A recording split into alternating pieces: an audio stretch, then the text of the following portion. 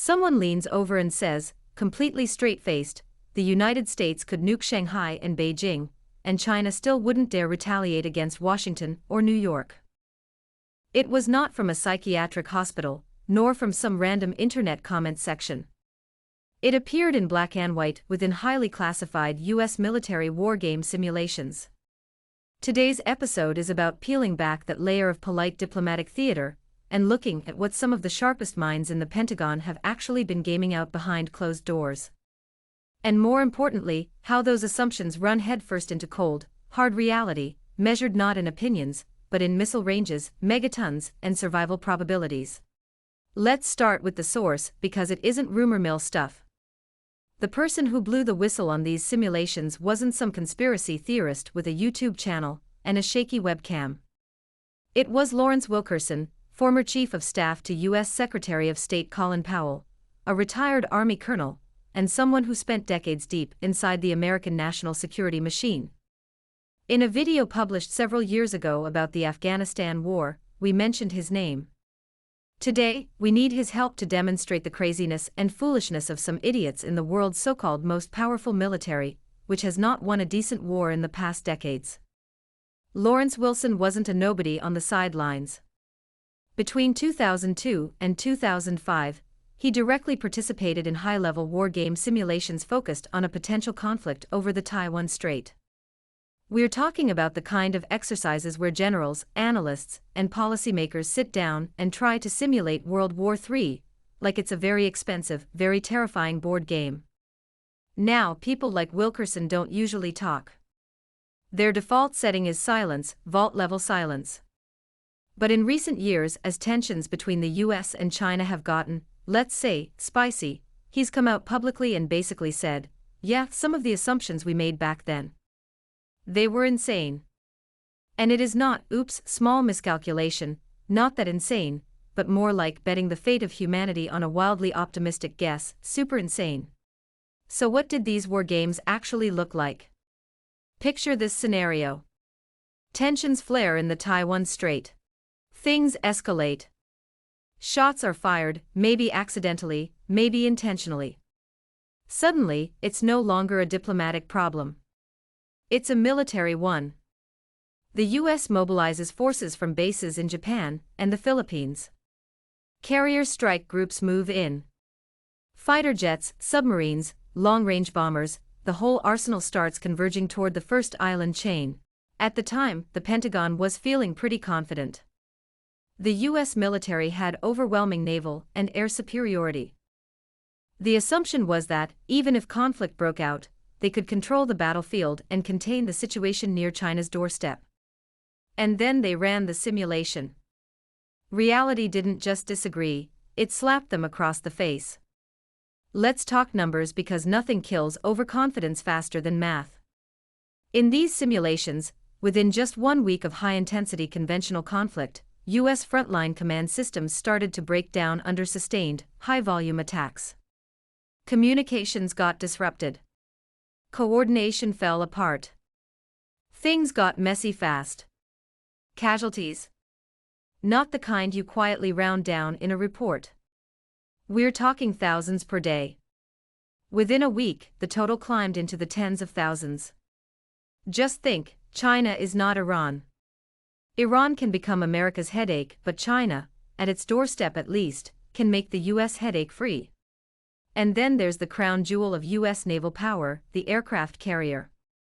Those massive floating cities, like the Nimitz-class carriers, are supposed to be nearly untouchable symbols of dominance. In theory, they project power anywhere in the world.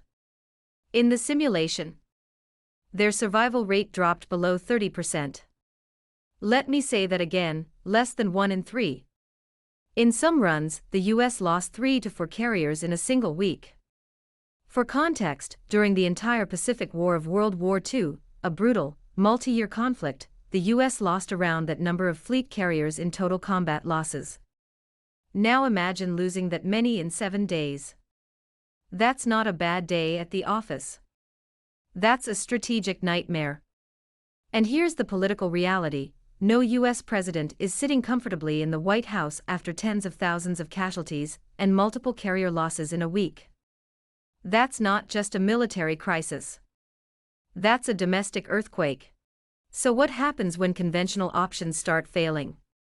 Well, this is where things take a darker turn.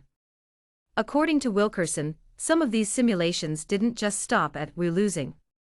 They escalated. In certain scenarios, planners considered using nuclear weapons, not as a last gasp after total collapse, but as a way to force a decisive outcome. Like forcing Japan to surrender in 1945. The logic went something like this: if conventional forces can't achieve victory, escalate to shock the opponent into submission. And here's where it gets, honestly, a bit chilling. One hypothetical path involved the US launching a nuclear strike on Shanghai. If that didn't force China to back down, the next step would be Beijing, targeting both economic and political centers in a kind of scorched earth pressure tactic.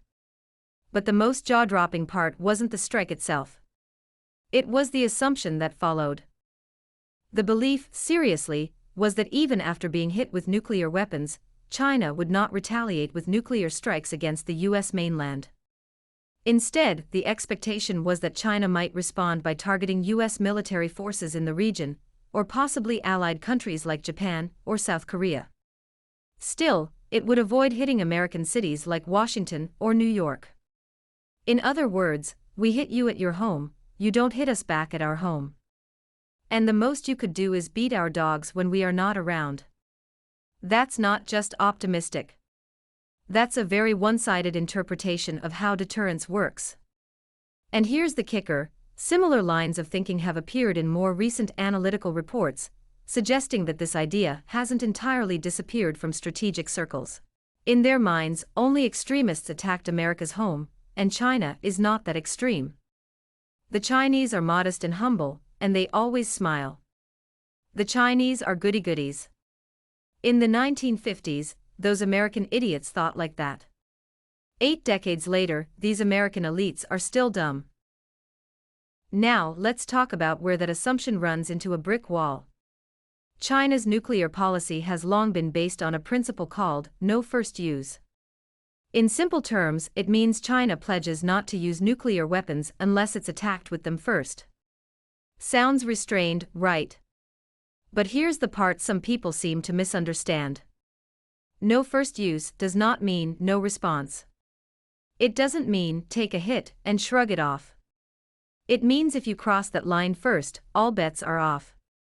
China has spent decades building what's called a second strike capability, the ability to absorb a nuclear attack and still retaliate with devastating force. It isn't theoretical.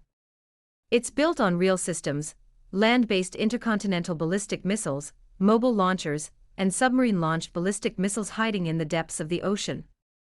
The whole point is simple: even if you think you can knock out most of their arsenal in a first strike, you can't get all of it. And whatever survives is enough. Because in nuclear strategy, you don't need thousands of warheads to end a civilization. A few dozen hitting major cities is already catastrophic beyond comprehension. 2 days ago, an undergraduate from MIT, without a decent job, could have threatened the US POTUS and almost ended his life. 2 years later, a Chinese hypersonic missile could do better. Let's get into some of the hardware, because this is where abstract strategy becomes a very concrete reality. China's older heavy hitter, the DF-5 series, is a liquid-fueled intercontinental ballistic missile with a range that can reach pretty much anywhere on the planet. Newer variants can carry multiple independently targetable warheads, allowing one missile to hit several targets. Then there's the DF-41, a solid-fueled, road-mobile ICBM. Faster to launch, harder to track, and capable of delivering multiple warheads at extremely high speeds, and not dependent on GPS or beta satellites, with hypersonic terminal velocities. And newer systems continue to push those capabilities even further, with longer ranges and improved survivability.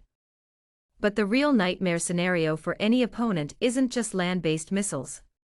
It's submarines. Ballistic missile submarines operate underwater, hidden, constantly moving. Even if you somehow manage to turn off land-based launch sites, submarines ensure that retaliation is still coming. Think of it as a guaranteed, you break it, you bought it clause in nuclear strategy. There's also been a noticeable increase in testing and signaling. In recent years, China has conducted more visible missile tests, including long-range launches into designated ocean areas. These aren't random. They're deliberate demonstrations, a way of saying, without saying clearly, this works. Don't guess. And never bet. Meanwhile, estimates suggest China's nuclear arsenal has been growing, though it's still smaller than that of the United States or Russia. But again, size isn't the key metric here. Survivability and effectiveness are. China is the only country that still deploys hydrogen bombs. Remember, once you reach a certain threshold, the concept of winning a nuclear war stops making sense. It is said that China's late premier Zhou Enlai used to tell Americans that the US could bomb China 100 times, but China only needed to do that to the United States once or twice. Once is already too much, and the US will be like today's Iran. Twice. It's not necessary. And more importantly, it's not just the US and China who would be affected. Let's bring in a third perspective from Japan. Researchers there have run detailed simulations of what even a limited nuclear exchange in the region might look like. Using advanced atmospheric models, they tracked how radioactive fallout would spread after detonations near the Taiwan Strait. The results are not exactly comforting. Within a few days, radioactive particles could spread across large parts of Japan, carried by prevailing winds and ocean currents.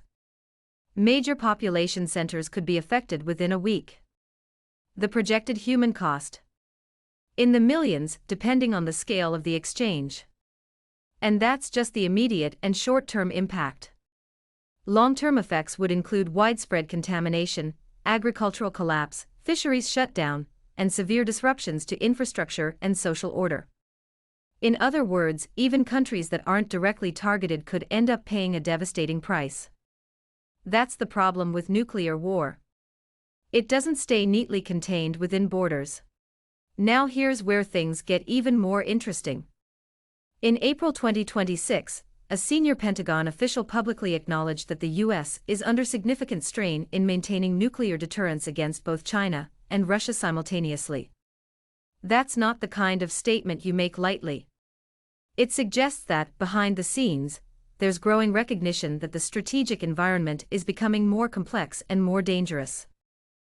So, where does all of this leave us?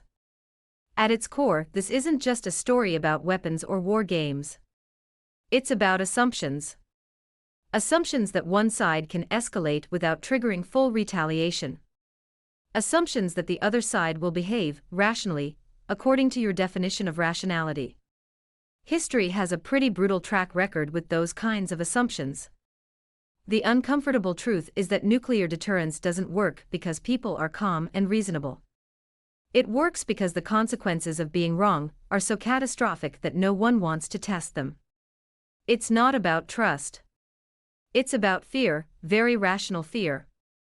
So when you hear ideas like one side could strike without being struck back, it's worth asking, based on what are you so unthinkingly confident?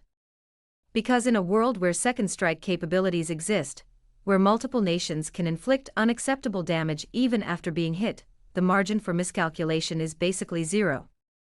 And yet, as these war games show, people still run scenarios where that margin somehow exists. At the end of the day, all the speeches about peace and stability are important. But in the harsh reality of international politics, there's another language that matters just as much: capability. Range. Speed. Yield. Not because anyone wants to use them, but because their existence shapes decisions. The goal, ideally, isn't to fight a nuclear war. It's to make sure no one is ever confident enough to think about that. Because the moment someone does that is when things get dangerous. So next time someone says, "Don't worry, they'd never escalate that far," maybe take it with a grain of salt. After all, somewhere in some room, someone has probably already run that exact scenario and convinced themselves it might just work. And that might be the most unsettling part of all: one idiot could press a button and decide the destiny of billions of people. The only way to stop that idiot from doing that is to tell him you are stronger and can exterminate him the moment he presses the button, in a language that he can understand. The Chinese, however humble and modest you are, please make sure your missiles can speak English clearly without ambiguity. Thanks for watching today's episode. If you want to know more about China's missile capabilities, watch the video here to have a better understanding of how accurately the Chinese can strike a target thousands of miles away. You will like it.